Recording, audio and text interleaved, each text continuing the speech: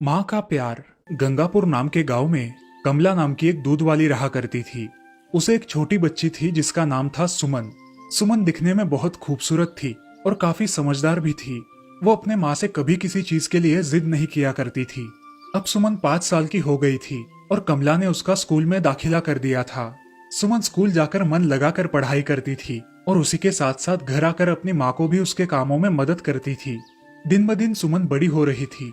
जब सुमन छोटी थी तभी उसके पिताजी गुजर गए थे, इसीलिए घर की सारी जिम्मेदारी कमला पर थी। ऐसे ही एक दिन सुमन को बहुत तेज बुखार आया और कमला उसे उठाकर अस्पताल में लेकर गई। अरे बिटिया, आंखें खोलो, हम अस्पताल जा रहे हैं। माँ, बहुत थकावट लग रही है मुझे। बेटा, बहुत तेज बुखार होने के कारण तुम्हें थकावट लग रही है। बस हम पहुंच ही गए, चलो। अस्पताल में डॉक्टर उसका चेकअप करते हैं। इसे थोड़ा तेज बुखार है, मैं दवाइयाँ लिख कर देता हूँ, आप सुबह शाम देते रहना। जी डॉक्टर साहब। ऐसा कहकर कमला सुमन को लेकर घर चली आती है। कुछ समय बाद उसे खाना खिलाकर दवाइयाँ देती है। शाम होते होते उसका बुखार कम हो गया।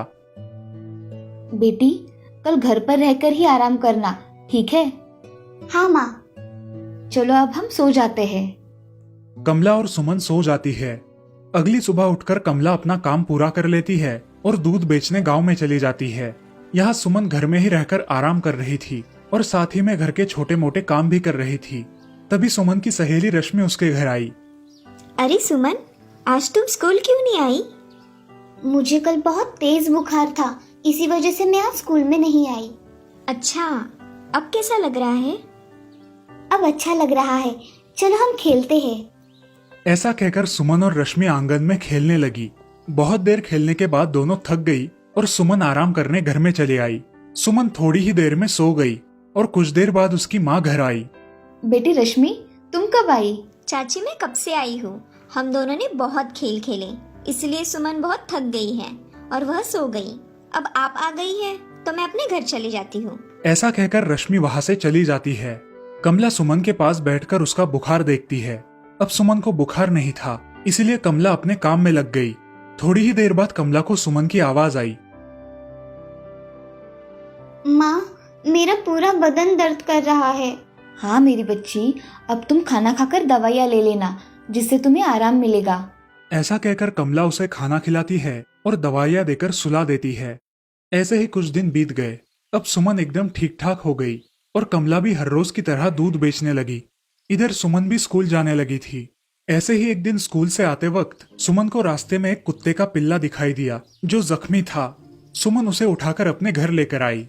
कुछ देर बाद कमला घर आई। बेटी सुमन, ये कुत्ता कैसे आया हमारे यहाँ? अरे माँ, रास्ते में इसको जख्मी अवस्था में देखा तो मैं उसे उठाकर घर लेकर आई। अच्छा ठीक है, चलो हम इसे पट्टी बांध देते हैं। हाँ माँ। कमला ने उस कुत्ते के पिल्ले को उठाया और उसकी मलहम पट्टी की। कुछ ही दिनों में वो कुत्ते का पिल्ला ठीक ठाक हो गया और सुमन के साथ मजे से खेलने लगा। ऐसे ही बहुत दिन बीत गए। अब सुमन बड़ी हो गई थी, लेकिन एक दिन अचानक उसकी तबीयत फिर से बिगड़ गई। कमला को पता नहीं चल रहा था कि क्या हो रहा है। उसने सुमन को फिर से अस्पताल में भर्ती किया। डॉक्टर ने उसका चेकअप किया और कमला से कहा, पेशेंट की किडनी खराब हो गई है, हमें जल्द से जल्द कोई किडनी डोनर ढूंढना होगा। मगर डॉक्टर साहब, किडनी कौन देगा? आपके खून के रिश्तेदार किडनी दे सकते हैं। डॉक्टर साहब, मैं मेरी बच्ची को किडनी देने के लिए तैयार हूँ। ठीक है, मैं ऑपरेशन की तैयारी शुरू करता हूँ। ऐसा बोलकर डॉक्टर वहां से चले गए। उसी दिन शाम को ऑपरेशन होने वाला था। कमला घर जाकर अपने सारे काम निपटाकर वापस अस्पताल में आ गई और वो भी एडमिट हो गई। दोनों माँ बेटियों का ऑपरेशन सफल रहा। ऐसे ही कुछ दिन बीत गए। अब सुमन एकदम स्वस्थ हो गई और कमला उसे लेकर घर लौट आई। ऐसे ही एक दिन सुमन ने अपनी माँ से कहा, माँ, मेरा तो ऑपरेशन हो गया, लेकिन मेरे साथ आपको क्यों रखा था अस्पताल में? अरे बेटा छोड़ो वो सब, तुम ठीक ठाक हो, यही बहुत है मेरे लिए। माँ बताओ ना मुझे, तुम्हें मेरी कसम। बेटा, उस दिन तुम चक्कर आकर गिर गई थी और मैं तुम्हें डॉक्टर के पास लेकर गई थी। तब उन्होंने बताया कि तुम्हारी किडनी काम नहीं कर रही है, इसीलिए मैंने मेरी किडनी तुम्हें दे दी। माँ, ऐसा क्यों किया तुमने? तुम्हें कुछ हो जाता तो? मुझे कुछ भी हो जाए, मैं तुम्हें कुछ भी नहीं होने दूंगी मेरी बच्ची। यह सुनकर सुमन की आंखों में आंसू आ जाते हैं और वो रोने लगती है। अब क्या हुआ है रोने को? माँ, मैं कितनी खुशनसीब हूँ कि मुझे तुम्हारी जैसी माँ मिली है। और मैं तुमसे ज्यादा खुशनसीब हूँ क्योंकि मेरे पास तुम हो। अब रोना बंद करो।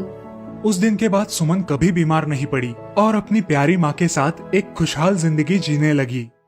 दोस्तों, हमारी माँ हमारे लिए कुछ भी कर सकती है। हमें हमेशा माँ का ऋणी होना चाहिए।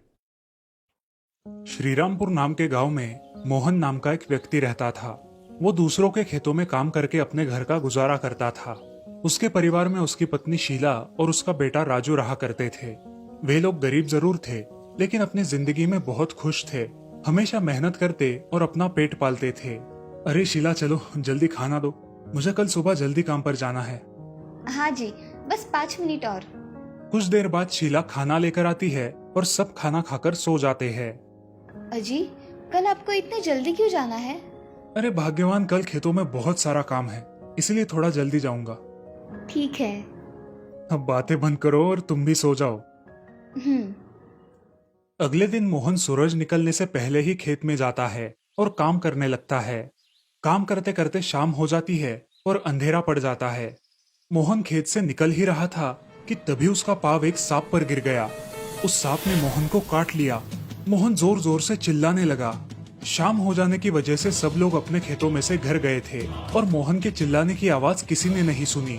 कुछ देर बाद मोहन बेहोश होकर जमीन पर गिर गया। अगले दिन गांव के कुछ लोग खेत में आए और उन्होंने देखा कि मोहन बेहोशी की हालत में खेत में पड़ा है। चलो जाकर देखते हैं। गांव वाले मोहन के पास जाते हैं। अरे मोहन भाई, उठो, क्या हुआ है तुम्हें? लेकिन मोहन नहीं उठता। तभी एक आदमी की नजर मोहन के पैर पर पड़ती है। अरे मोहन भाई को तो सांप ने काटा है, ये देखो उसके निशान। सारे लोग मोहन को उठाकर उसके घर लेकर जाते हैं। अरे क्या हुआ है मेरे पति को? आप सभी ने ऐसे क्यों उठा कर ले आए हो? तभी एक आदमी शीला को सारी हकीकत बताता है। वो सब सुनकर शीला के पैरों के तले जमीन खिसक जाती है।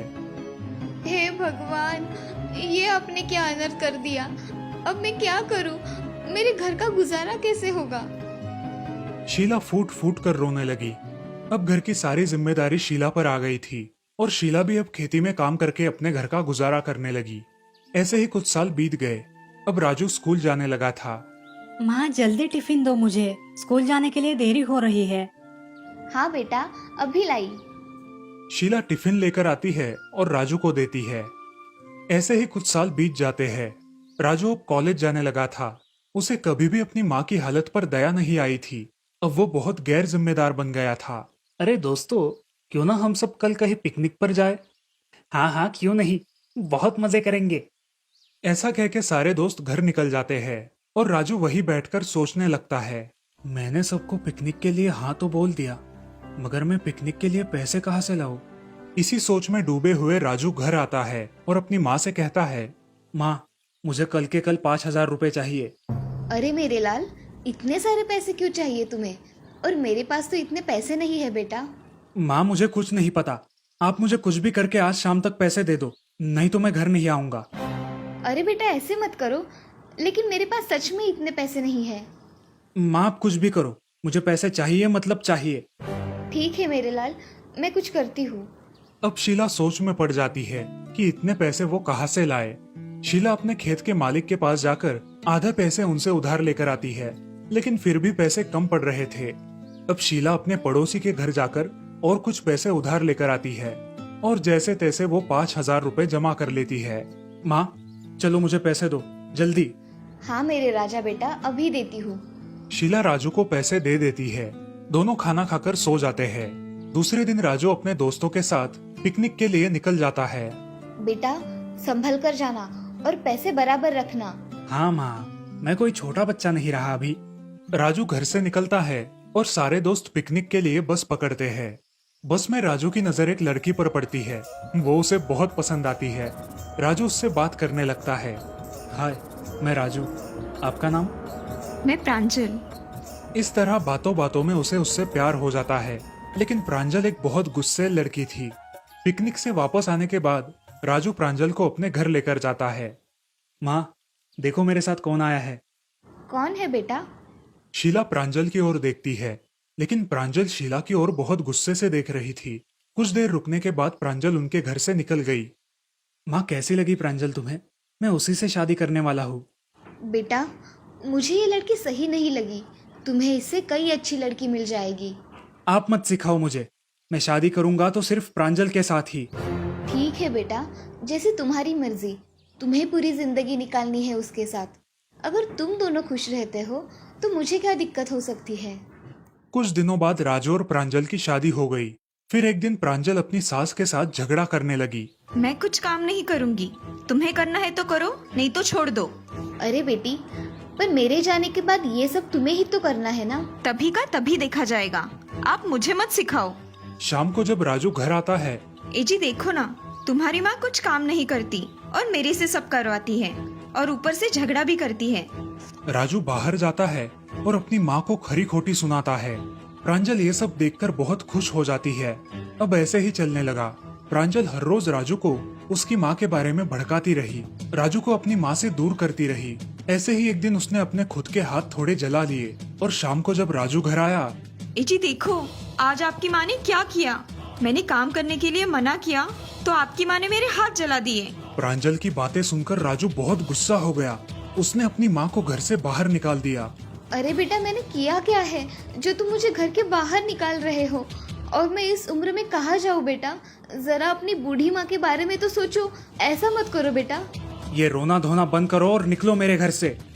बेचारी शीला अपना सामान लेकर घर से बाहर निकलती है। वो पास ही के एक मंदिर में रहने लगती है। ऐसे ही कुछ दिन बीत जाते हैं।